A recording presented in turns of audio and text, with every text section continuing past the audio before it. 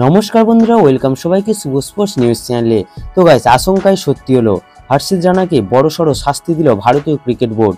Mayank আগরওয়ালকে out করে তিনি যে রিয়াকশনটা দিয়েছিলেন সেটা বিসিসিআই ভালো চোখে নেয়নি। ম্যাচের 6 নম্বর ওভারে মায়াঙ্ক আগরওয়ালকে আউট করার পর হঠাৎ মেজাজ হারিয়ে ফেলেন তিনি।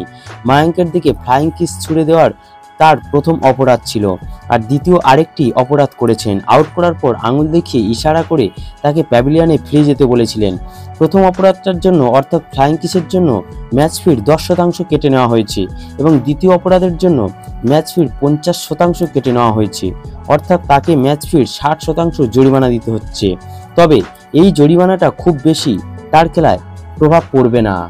সে যেভাবে লাস্ট ওভার বল করে কেকেআরকে ম্যাচ জিতিয়েছে, তাতে করে এসব ছোটখাটো ঘটনা ভুলে যাওয়াই উচিত।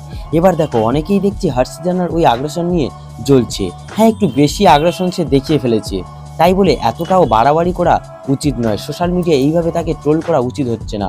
জাসপ্রীত বুমরাহ কিন্তু যখন প্রথম বিরাট কোহলিকে আউট করেছিল, তখন তোমরা দেখতে পাচ্ছ স্ক্রিনে দেওয়া এই ধরনের একটা আগ্রাসন দেখিয়েছিল। হ্যাঁ, এইখানে একটা কথা বলা দরকার, আমি কিন্তু জাসপ্রীত বুমরাহকে টেনে হর্ষিত রানার সঙ্গে তুলনা করতে চাইছি না।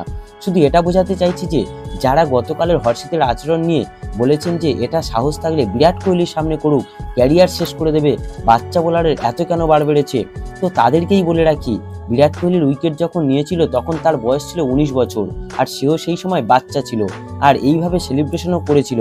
কিন্তু বুমরাহর তো ওই ক্যারিয়ার শেষ হয়ে যায়নি।